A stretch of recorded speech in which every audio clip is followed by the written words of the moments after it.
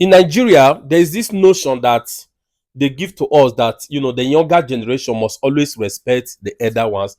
They must always respect, especially those whose hairs have turned gray. You understand? But you see, I tell people that you have a gray hair doesn't make you an adult, doesn't mean you are sensible. Because even fools grow old, even mad people grow old. To be honest, I want to show you a video of one mad dog who's supposed to be a respectful Nigeria, but to be honest with you, I just dey talk at the way I feel and a mad dog, and the name now Wole Soyinka, Christmas Soyinka. Guys, you remember during election how this guy rubbish and lambast Peter Obi? All because he's been, according to what I heard, there was a time while he was schooling, Pablo Escobar assisted him. You understand? He has been a boy of a sort of Pablo Escobar, right? Good, good, good, good. Now, he lambast Peter Obi for no reason. Now, he just came out to say that, to say nasty thing about Peter Obi. Please, I don't want to say much. I want you guys to watch this video because this guy is quite irritating. Please do me a favor. Let me like this video, okay? Like this yourself, Facebook and YouTube can recommend it to others so that Nigerians and others, those outside Nigeria who have read his useless book, you understand? They will understand that indeed fools also grow old and understand that this is the problem, or these are the problem of Nigeria. Do you understand? Please, guys, let me like this video and make sure you share it. Thank you. Individuals. It was not a contest between a so-called interim political party and democracy. And when you have a binary like that, I have no doubt, no hesitation at all about what side of the barricades my position should be. And that interview by Dati, that disgraceful, menacing interview, was for me the ultimate signal. Because this was somebody, calling for a rubbishing of a structure by which he himself had profited to ever become a governor. I'm talking about Peter Obi, who was what is known as a judgment governor. And even, even before he'd attended the tribunal, had sat, his party, his spokesman, in this case Dati, came on television to threaten everyone, to threaten her if his interpretation of the results was not upheld. I mean, this for me was immoral, politically immoral, socially immoral. It was playing to a certain script, even if they didn't know it. That's very important. It was later that I began to express my suspicion that they were part of the script. Well, here we go again. Notice how Soyinka interchanges what Dati Baba Ahmed said with that of Peter Obi, as if it is Peter Obi that is saying it. He's just conflicting the two. For the record, Dati Baba Ahmed never threatened any violence. He never called for any uprising. He was just focused on the violation of the constitutional provisions, like the 25% in Abuja and other Tinubu's certificate forgery and other issues. Soyinka saying that after Dati Baba Ahmed granted that interview to Channels Television, that he thought that it was part of a grand plan to annul the election. It is completely unfounded. The way he attacked Dati Baba Ahmed and used derogatory words on Labour Party supporters shows his hypocrisy. How did Soyinka react in 2011 when Buhari's supporters unleashed violence on innocent people across the north? If what happened to Labour Party, Peter Obi and Dati Baba Ahmed happened to a northerner or maybe APC people, we all know what will be happening in Nigeria right now. Now, having this in mind, one wonders why Soyinka is determined to tarnish the image of peaceful people. Why can't he just support his candidate without trying to tarnish the image of another? Peter Obi has never called for any violence. Why is this man always trying to link him with violence? Many people at different fora have always asked Peter Obi, what do you want Nigerians to do next? What do you want your supporters to do? Since the mandate was stolen, Peter Obi has always maintained that it cannot be achieved through violence, that anyone that wants to be called His Excellency must come to power through the right way, that new Nigeria will be achieved through peaceful means, not through violence. Mr. President, there is no constitution today in Nigeria. So when are we going to hit the streets? That is the language they will understand. Thank you very much. I know how you feel. I know the pain you feel. But let me tell you what I've always said. We are preaching the right things. We will not do it wrongly. I've always said that those who want to answer His Excellency must come through the excellent way. It will take time. It will look as if it's going to be tonight. But I will tell you, it won't be too far. We are going to do it the right way, and we're going to get there. Wole Soyinka trying to link P2B to violence is very unfortunate, so it's necessary to set the record straight. Yes, P2B benefited from the judiciary in the past. That was why he decided to challenge the results of the election up to the Supreme Court. And what has happened has happened. He has moved on. Are Nigerians better off? That's the question Wole Soyinka should be asking. He talks about democracy as if there's a difference between what we have now compared to military rule. These politicians under the veil of democracy constantly disobey court orders. They detain people indefinitely as long as they want.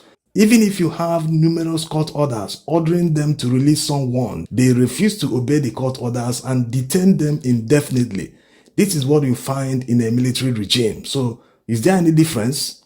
A civilian dictatorship is worse than a military regime because Western countries will never sanction them because of the fact that they are operating the so-called democracy, despite being worse than a military dictator.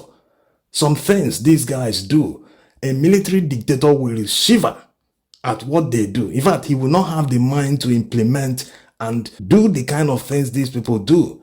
They spend billions of naira on nothing. That's something you cannot hold. Imagine spending 3 billion naira just to rectify the register that they used in paying poor people. So Soyinka should stop this saving democracy rhetoric. It is pure deception. Where was he when the election was rigged and they went to court? There was judicial coup. All these actions didn't harm democracy, didn't threaten democracy in any way, according to his view.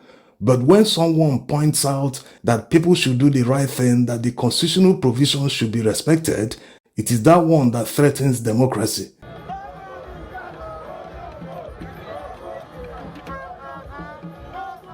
There is absolutely nothing wrong with democracy. Democracy gives the son of a nobody a voice. Look at all the people elected under the Labour Party during the last election. Some of them couldn't even run a campaign. They were so poor, but they were elected. This is the beauty of democracy. When politicians obey the rules, they don't rig elections. That's why politicians will turn around and start playing with words to make you feel that it is the fault of democracy. That's why you don't have good governance. But that's wrong. The reason it is not working is because the operators don't obey the rules, coupled with corruption. Take for instance what happened recently, the Supreme Court judgment on the many governorship election appeals. They decided last week, some of the governors started thanking Tinubu after the judgment was delivered in their favor. None of them even gave credit to their lawyers for the victory. Yes, we know they have captured everyone, most of the judges are in their pockets, but thanking him, is it not an acceptance of the status quo? They should be fighting against the system, pointing out all the wrongs, not seeking favors from a wrong system. This is the problem here. People who seek favors from a wrong system means they are part of the whole process. That means if they find themselves in the shoes of a president, they will do the same thing. They will corner everything and make sure who they decide to be this will be that. This is the problem. So no one should thank anyone for not subverting justice. It is a crime to subvert justice. You don't thank a criminal for not committing a crime. What you should tell a criminal is don't commit a crime because the law will catch up with you.